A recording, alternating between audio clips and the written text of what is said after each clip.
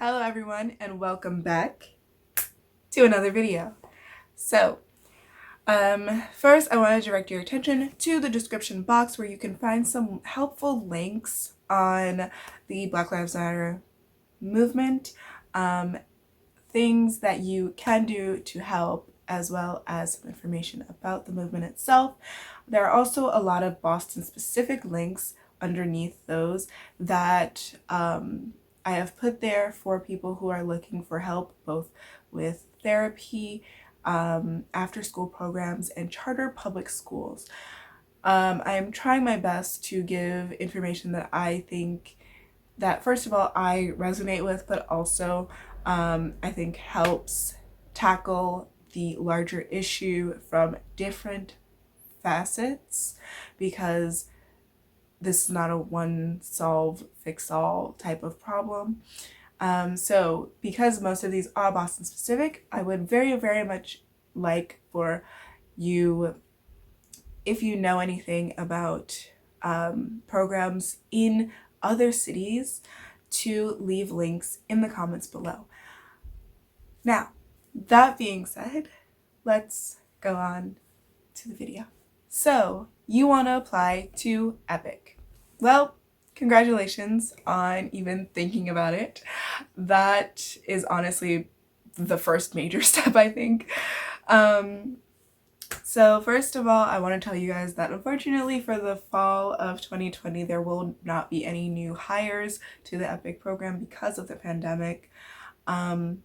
Normally when you do get hired, you would have training for a week, maybe two, and then you would start teaching essentially immediately. But because of the pandemic, because people can be asymptomatic and symptomatic, and because the tests aren't exactly accurate and we are trying to keep our children as safe as possible, there won't be any new hires.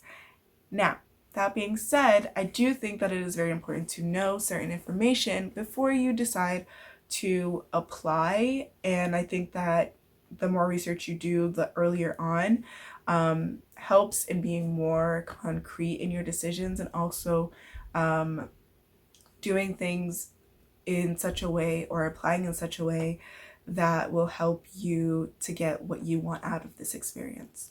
So, that being said, the first thing, you will likely not end up in a major city. Here's why. Most of Korea is mountains. In terms of major cities, and by major cities, I mean cities that have a population of 1 million or more people, there are exactly 9 major cities in South Korea. So yeah, you will likely not end up in a place with a lot of people in it. Now, in my opinion, because I've been a little bit swayed, but also when I first came here, I thought, you know what, this is actually a good thing. I've been in my town for the past 3 years, and one of the things that I think is really good about being in a small town is that, one, it forces you to explore. If you are the type of person who really loves cities, like I honestly thought I would die coming to a smaller town, but it has actually prompted me to explore more of South Korea than I think I would have had I gone or been placed into a larger city like Seoul. Yeah. That being said, I also haven't really traveled that much because I have mostly been doing the second reason why it is good to be in a small town, which is one of the main reasons a lot of people apply to this program, is to save money and or pay off debt. So for the most part, I have been doing both of these things a lot more than I have been traveling, even within the country. This year was kind of my year, so that was supposed to be me traveling a little bit more, and I have already traveled a little bit more within the past few months. It hasn't been as bad as other places when it comes to the pandemic, so I have been able to travel here and there, still remembering to keep safe, wear masks, bring hand sanitizer, all of that. Please don't worry about that. But yeah, you are prompted a lot to travel more, you are prompted to save money, and you are prompted to actually pay off the debt that you said that you would pay off. So I came here with a pretty small student loan in comparison to a lot of other American college graduates. My loan was about $10,000. I have now paid off half of it, or just about half of it, and I have only been here for 3 years. So it is possible to do that. I don't think I would have paid off as much had I been in Seoul, only because I like to spend my money. I do think it is really good. Also, a third reason or fourth reason why being in a small town is really good is if you are coming here to learn or practice Korean, you want to be in a smaller town, because if you go to Seoul, a lot of people do know English and a lot of people can at least understand what you are saying if you speak to them in English. Whereas if you are in a smaller town like I am, likely the people who know English are your coworkers and the students you teach.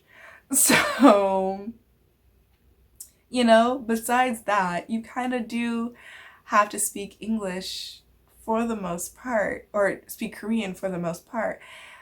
Even if you don't speak Korean, at least learning to read Korean before coming here. This is actually one of my tips. Learn to read Korean before coming here, because even if you can't speak it, you can at least understand what you are looking at. So when you look at a map or you look at a menu, you know what you're getting and you know what you're doing. Please, please, please learn Korean reading at least before you come. It will help you a lot. Especially because romanization is shit. Okay, I did learn or start studying Korean when I was in college. Being able to be in an area where I'm forced to actually practice the things that I learned in school has been amazing for me. If I go to Seoul, for the most part, I can just speak to people in English. And then if I meet somebody who doesn't speak English, then it's easier for me now to kind of switch back and forth than it was in the past. For me in the past, I would just stick to Korean because I couldn't switch between languages too easily. So even if the person was replying to me in English, perfect English by the way, I would still be replying to them in Korean because I don't know, I feel like a lot of bilingual people can understand this. I'm by no means bilingual, but I know 2 languages, so I guess I am. Where switching languages is just not always the quickest thing in the world to do. So even if you're understanding what they're saying, you're responding in whatever language is going to come out, and as long as the conversation is fluent, it doesn't really matter. So that's kind of how I was. I've gotten a lot better at switching between languages since I've been here, especially since I've been teaching. And then hijabi wearing Muslims. So this I feel like is a very sensitive topic that I might not even let go in this video, but so I bring this up because one of my college juniors is a hijabi wearer, and this may apply to, and I realize that this may apply to a lot of the people who apply or try to apply to this program, whether or not EPIK accepts hijabi wearing Muslims. So, or any religion that requires a headpiece. So I will say that I have definitely seen teachers who did apply while wearing their hijabi in their picture, and they did get in. So in terms of, does EPIK employ people who for religious reasons wear headwear? Yes, they do. So this should not deter you from applying. I will say though that I do think that you will have a hard time just with passerbys staring and people making unnecessary comments the way that they tend to do. if you are in a city rather than in the countryside. And so applying as soon as possible so that you have the opportunity to be placed in a larger city should be something that you think about really seriously if you are thinking of applying. When it comes to finding somewhere to practice your religion, especially in conjunction with the number one thing that I told you guys, you ending up in a place that's not a city, you will likely be stuck kind of practicing alone for the time that you are in a small town. If you decide to move, reapply, and then reapply to a larger town like Seoul or Busan, then you can probably find a few temples. But if you are placed in a smaller town, it is likely that you will just be practicing by yourself. Which, if that is something you can do, then great. Pork in Korea is pretty rampant, and I know that pork is one of the main meats that a lot of religions do not accept as being holy. Now, pork being a major thing in Korea because it is the cheapest form of meat to come by, usually if you can eat raw fish, then I would try going to some sushi places because sushi places do exist here. There are also beef options at some grilling restaurants. Like if you know Korean barbecue, most of the time Korean barbecue is pork. However, there are some restaurants that do sell beef instead of pork, or they sell beef and pork. Now, this is one of the reasons why you should learn to read Korean before coming, because most of the times, from what I've experienced, if you are in a small town, they will not have an English menu. And you should know what you are ordering. One of the things that catches a lot of people is that things are made with pork in them, but they don't necessarily have pork in the dish, or like some Koreans will not really understand, especially older Koreans will not really understand why you can't eat pork or pork byproduct, and so like they'll make something with pork and then just take out the pork before giving it to you. One of the dishes where this is a thing is jjajangmyeon. Jjajangmyeon is actually made with pork most of the time, and if you ask for like a vegetarian jjajangmyeon, you kind of have to be careful about where you go and do your research ahead of time, because some of the times they will just try to take out the pieces of pork before giving them to you, or they'll say yes, there's no pork in it, but they don't even bother taking it out, and you get it and there's pork. So a lot of people have eaten pork by accident. That is one thing that you should research before even going to certain restaurants. But yeah, besides that, there are also a lot of like vegetable centered dishes that you don't really have to worry about this kind of thing, like tofu stew, like sundubujigae, or budae-jjigae, but without like the sausages essentially, because budae-jjigae is like army stew, but you don't and it usually has sausages in it, but you don't have to put that in there. And other things, like there are foods like bibimbap and things like that. There are foods that do not have any meat in them at all, so you could probably just go on like a vegetarian diet while you are here if you are that concerned about possibly eating pork. But yes, I think that's all I really wanted to say for that. I have been in Korea, like I said, for 3 years. So I started it at pay scale level 2 or 3, I don't remember, but I started at a pay scale where I was making 2.3 million won a month. Now, a lot of people in the States, because they'll convert this and it'll be around like $2,000 a month, will think that you are making very little money. You are actually making a lot of money. because you need to think of it relative to where you are living. You are living in Korea.